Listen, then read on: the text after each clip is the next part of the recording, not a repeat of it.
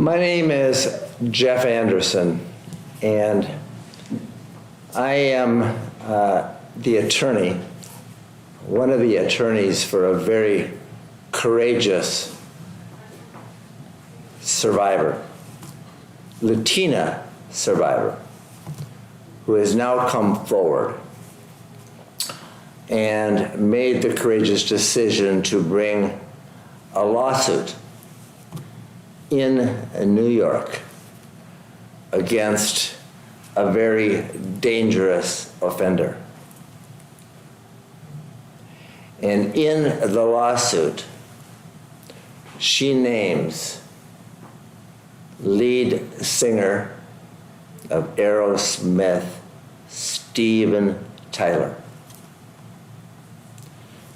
Steven Tyler is a sexual predator.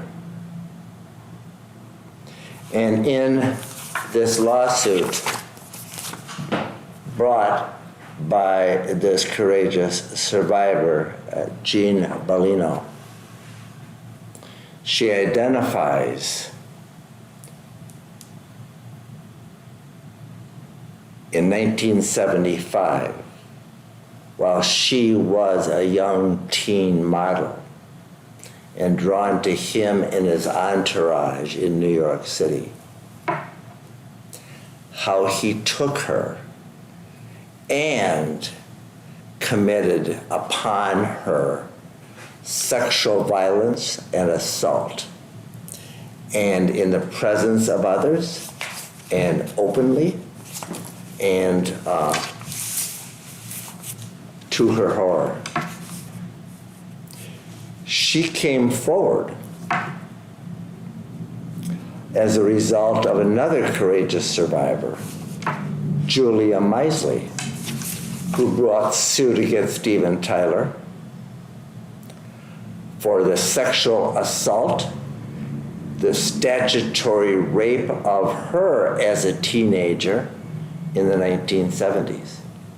And because she read about what Tyler had done to Julia Misley, she called us and said, I want to help. I'll be a witness, because he did the same thing to me. So I stand here today with, and on the shoulders of Jeanne Bellino, from whom you will hear, and she'll give an account of what was done. And I also stand with other courageous survivors and advocates who stand with Jeanne today. And the first is Nomi Abadi. Nomi Abadi is the founder of the Female Composer Safety League, and now has given voice to so many to expose so many perils in the music industry. And I will turn it over to you for a moment, Nomi Abadi, to introduce yourself and why you stand with us here today. Thank you, Jeff, very much. My name is Nomi Abadi, and I am deeply appreciative to have the opportunity to be here today as the founder and president of the Female Composer Safety League. We are a 501c3 whose mission is to expose and eradicate and heal the issue of sexual abuse in the music composing industry. On behalf of survivors of sexual assault in the music industry, I know the importance of other women standing up for lone survivors. And I'm here in full-fledged support today of our spokesperson for the Latina division of the Female Composer Safety. Thank you, Nomi. My name is Juliana from Hauser Gambia, and I'm very happy also to be here in support of Jeanne Our organization originated in the USA, but our membership includes Latin American women who live and travel to work around Mexico, Puerto Rico, Brazil, Venezuela, Argentina, and Cuba, amongst other countries around the world. Machismo appears all over our culture and regions, and across all different regions in different ways. And so there are women in music who have to deal with gender violence in the music industry, and it's taken a toll on our lives and careers for way too long. We face so much discrimination and erasure on a daily basis. Being a composer poses individual issues across the world, but Latina women face an unprecedented level of gender violence. If this is the way we're treated on the streets, just imagine what happens behind closed doors. Jeanne's courage and bravery of being the second woman to come forward about the horrific abuse she endured from Steven Tyler is a reminder of how much power and courage it takes, what a difference it makes when one so-called survivor steps out to help another and chooses to speak up. One more woman is speaking up, but hundreds and thousands are standing behind her. An assault on one of us is an assault on us all. Thank you. And thank you, Nomi Abadi and Juliana from the Female Composer Safety League. And to Jeanne Bellino, as a Latina woman who said to me, I want my story heard and told. And I want it told from the perspective of who I was as a Latina teenager, now having suffered in silence for decades, not able or willing to be able to come forward until now, and until she was inspired by the courage of other survivors, Julia Misley and others who have come forward to expose predators in the music industry. And this suit is not just about the predation of Steven Tyler that we know began in the early 70s. But it's about the industry that has continued to protect him. The industry, the entertainment and music industry, the bandmates, the managers, the agents, the top executives at the recording companies, all together making conscious choices to protect predators like Steven Tyler for profit, and to continue to permit him and others like him to ruin and harm and assault and ravage the lives of vulnerable adults and teenagers. So this is about not just Tyler, it is about the industry and the perils that it allows to continue from the past to the present. And so we'd like to turn to Jeanne and the statement that she makes and wants you all to hear about the sexual violence committed by Steven Tyler in New York City as she joined that group, and how he took and used her. And so to you, Jeanne, we will turn to a video that she had given, and now ask you to have her voice heard, frankly, for the first time.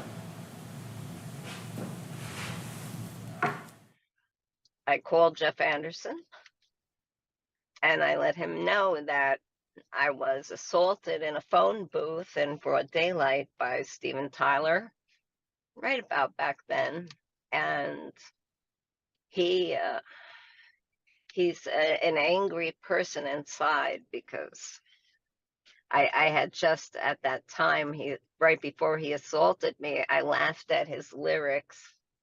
Apparently made him angry, but I didn't understand, and I wasn't laughing at him.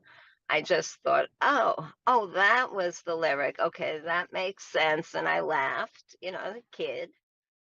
And we were right by the Warwick Hotel, and I think that's 54 and 6. That's right around there, the Warwick. Capitally in my records was maybe just 4 or 5 blocks away. It was close. So it was a short walk, and we were walking down 6th Avenue. Thing I knew, we were walking by a phone booth, and he flung me in there. And he stuck his tongue down my throat, and his friends are looking outside. My friend was also watching. People walking by were watching, and he started groping me. I couldn't say help because I couldn't talk. He had me pinned against the phone. And I remember the faces of 2 men that were walking by and just stopped and stared. I was clearly struggling. Nobody said stop. Nobody said, get off of her, get off of her. And he was humping me, making, I think, like pretending he was actually having sex with me while his friends were outside laughing, people walking by just staring. Nobody said, get off of her. And nobody stopped him. So I was fighting back. I dropped my portfolio on, because my kid's portfolio was blue. I dropped it on the floor and I got my right arm free. So I grabbed the back of his head and said, I'm struggling around. I'm thinking, get your knee up. He just suddenly flew back out of the phone booth. It just kind of flew back. I was in shock. I quickly turned around and faced the phone because I had to fix my clothing. And I thought, please, when you turn around, have nobody there. Please, when you turn around, don't have anybody there still looking. And so I put my clothes back together in the phone booth, not facing the street. And I picked up my portfolio and I ran out of the phone booth. And there was just a few pedestrians there staring. He said nothing, but he couldn't because his tongue was down my throat. This guy knows exactly what he's doing. I'm going to wear long things.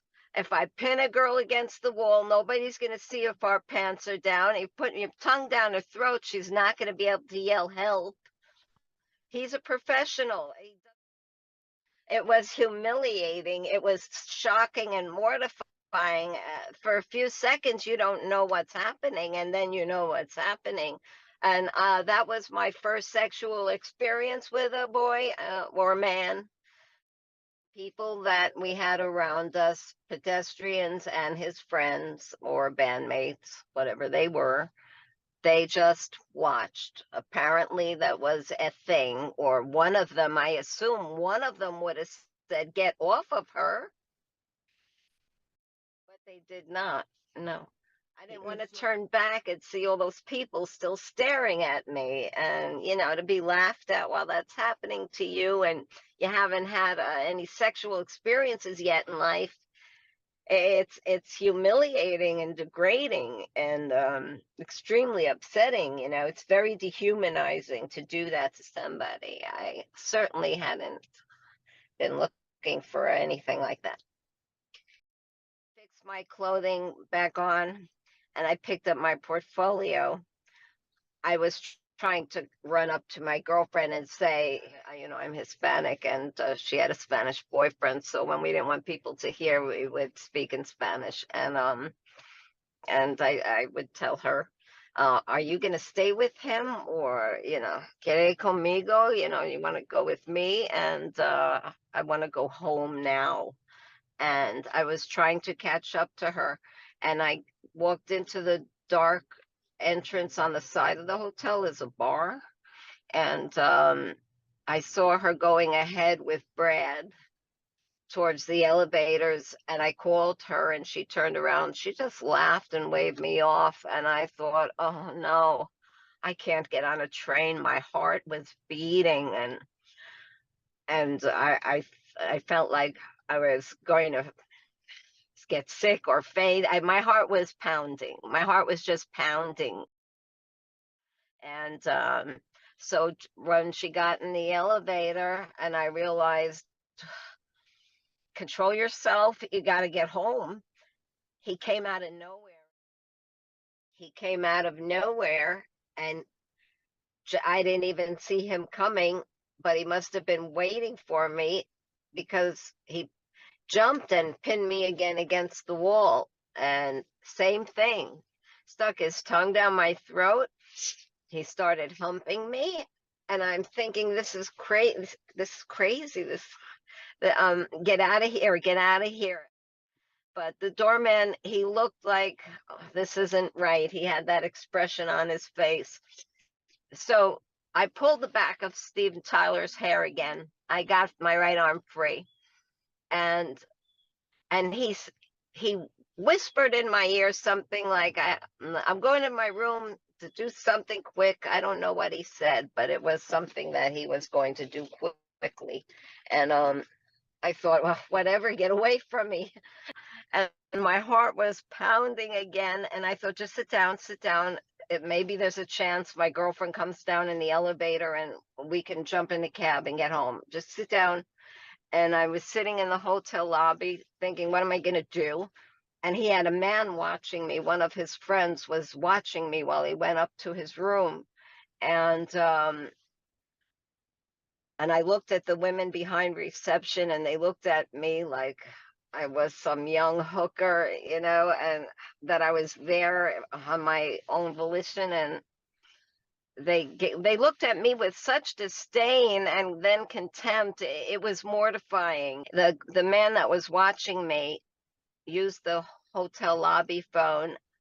2 seconds later, hung up and said to me in front of everybody in the lobby, okay, you can go up to his room. And I couldn't talk. I just shook my head. No. And he said, no, you can go up now. I'll take you. And I said, so I got up because he started to come for me with his arm out. And I thought, you're not grabbing me next.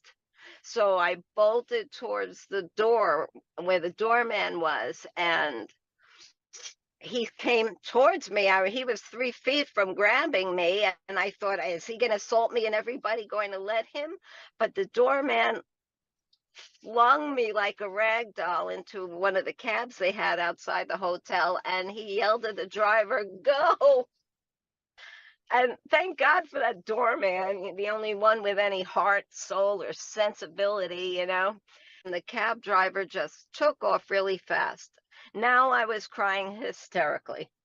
And I said, I don't have enough money to get to Queens Boulevard. I only had $15. I said, I've just been assaulted. And he said, it's okay. Just give me what you have and I'll bring you down by, Forest Hills. And so when he did bring me near my home, maybe a half a mile away, I got out and I ran, and I didn't want to see anybody. I just ran home. And when I came home, I fell apart. Soon after I stopped eating, I fainted on Queens Boulevard. At the hospital, they told my mother, well, she's anorexic, 1, and 2, she has an erratic heart. So she has to see a cardiologist and she needs a psychiatrist. They must have figured something happened to me, because the cardiologist did ask me if something happened to me, but my mother did not want to pay for a psychiatrist, and she did not want to take me.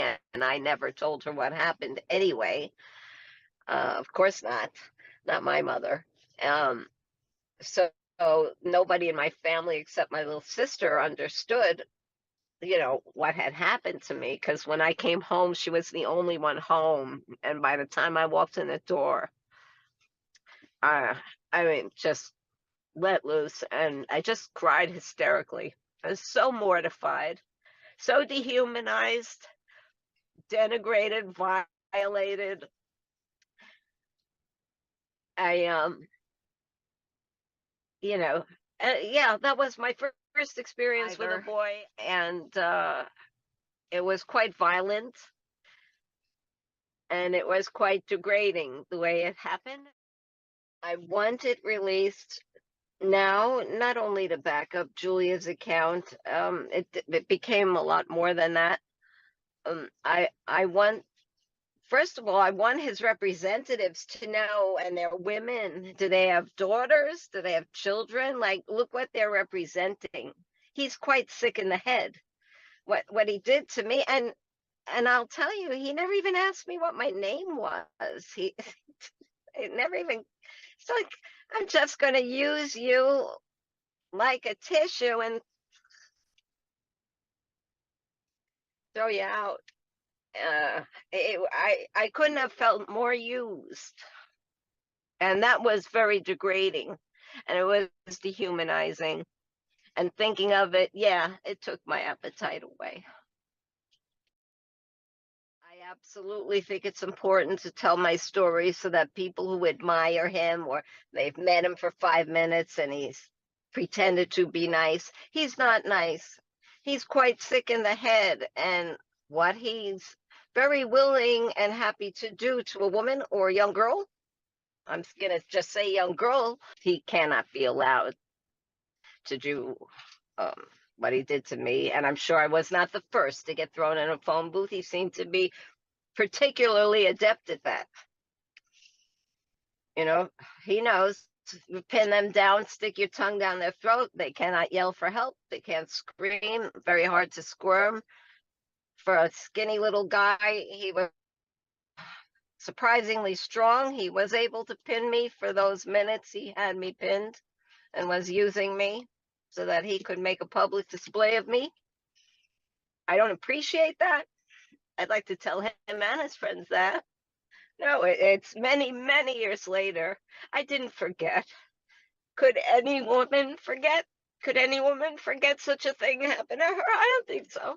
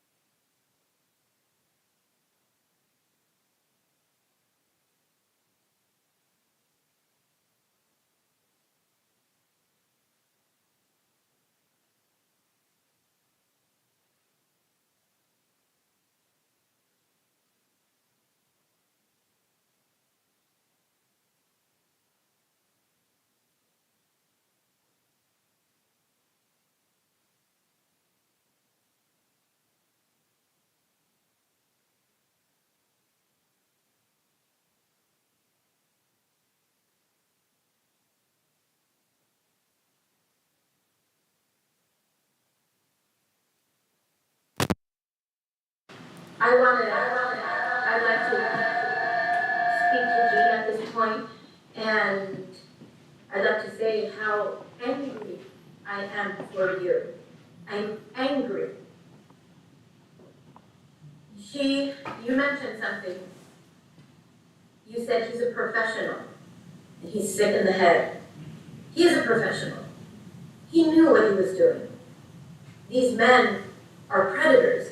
They see it, they detect it, they want it, they get it. That's what they do. And you're not only a victim of this person who calls himself a person, you're a victim of the industry itself. And I'm angry for that little girl. I'm angry for the woman who had to live her life with that every single day, and the fact that you felt alone. You are not alone any longer. There is a beautiful song by Lili Quintana, and she says in her song, si tocan a una, respondemos todas. They touch one, and we all respond. On behalf of the Chicano women in the United States, Mexican American women, Mexican women, we stand with you, we stand with your voice. We feel your pain, and we are angry with you, and we are angry for you. No matter the industry, no matter that predator, we are all here to fight with you. We love you, we support you, and we're sending all our love. Thank you, Social Martin, Nomi Abadi, Juliana Fakauer, and Gardenia, and all the survivors who find their voice.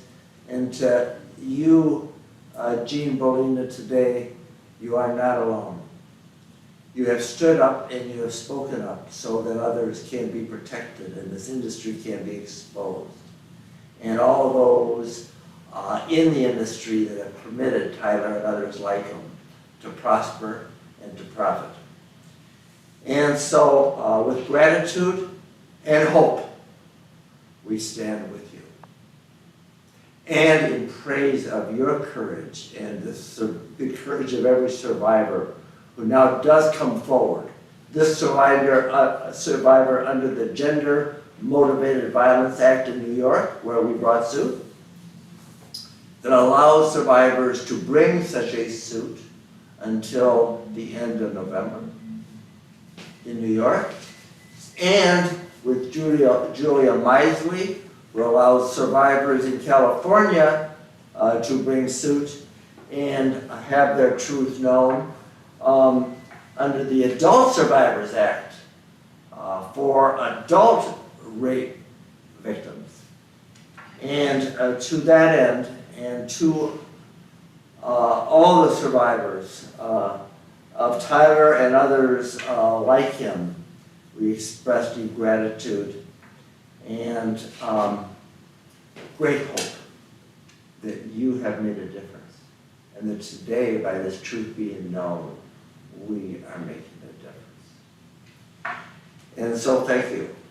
We're now going to, because Jeanne is a Latina woman that really wants to give voice to Latina survivors, we're going to turn this over now in Spanish.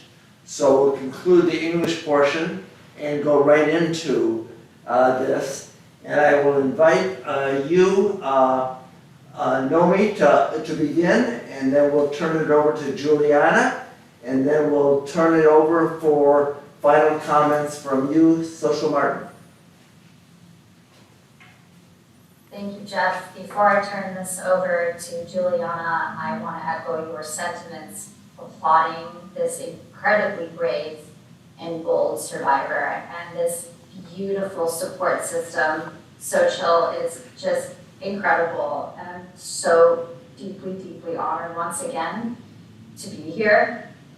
There's so much that happens behind closed doors in the music industry. I know Juliana's going to speak more about this, but I just wanted to reiterate the fact that so often these powerful figures, these influential figures, sometimes stars who we admire. We are found having business meetings with these individuals, sometimes after 11 o'clock at night.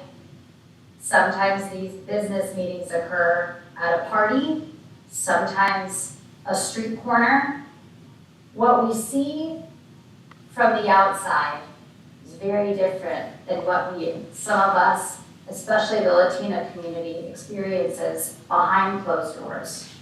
Because all over that glitz and glamour, it is coated in shame.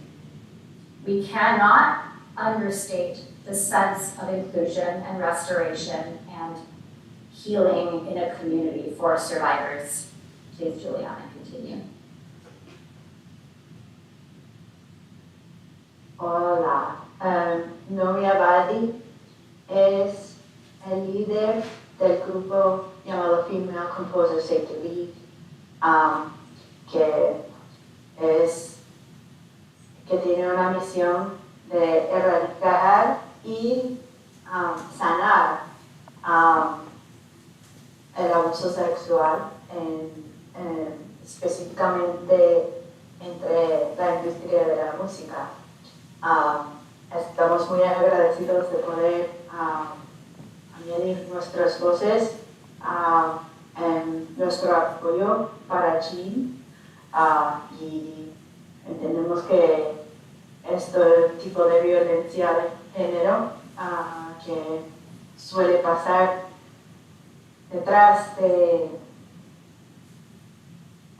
las puertas, afuera del público, pero a veces en plena liga, es prevalente, no solamente en la industria musical, pero en otras industrias, y estamos aquí para apoyar. Para dar más contexto, hola, soy Jeanne Bellino, soy de Puerto Rico y soy la representante latinoamericano de la organización del Female Composer Safety League, que es la organización dedicada a proteger los derechos y futuros de compositoras femeninas por todo el mundo entero. Como dije antes, nuestra organización originó en los Estados Unidos, pero la membresía incluye gente latinoamericana que vive y trabaja en México, Puerto Rico, Brasil, Venezuela, Argentina y Cuba. Lo siento que solo hablo español, pero que hay otros idiomas por ahí, pero ser compositora es diferente en todas partes del mundo, pero a través del internet y las redes que nos juntan por el trabajo internacional, nuestras luchas están conectadas. Si alguien nos tira, si alguien nos hace daño a una individual, es un daño para todas nosotras, y hay que apoyar uno entre otros, aunque haya mucha vergüenza o aunque si te sientes silenciada, no tiene que ser algo público, pero nosotros nos apoyamos mucho, uno entre otro en cualquier manera que podemos. La justicia se logra con sensibilidad y acción dirigida por las personas valientes que salen públicamente, y estamos aquí para apoyar a nuestra hermana Jeanne. El mayor problema de las mujeres que trabajan en la industria de la música es la prevalente violencia de género contra ellas. Y debido a la prevalencia del machismo en las historias de mujeres con experiencia de acoso sexual y otras formas de violencia de género suelen ser borradas, nosotras nos dedicamos a apoyar a las mujeres que quieren hallar la justicia para poder seguir trabajando tranquilamente. Estamos abiertos por si se quieren juntar a nosotros también. Gracias. Gracias, Juliana Funkauer, Gardenia, and to gracias, Nomi Abadi, for founding the Female Composer Safety League.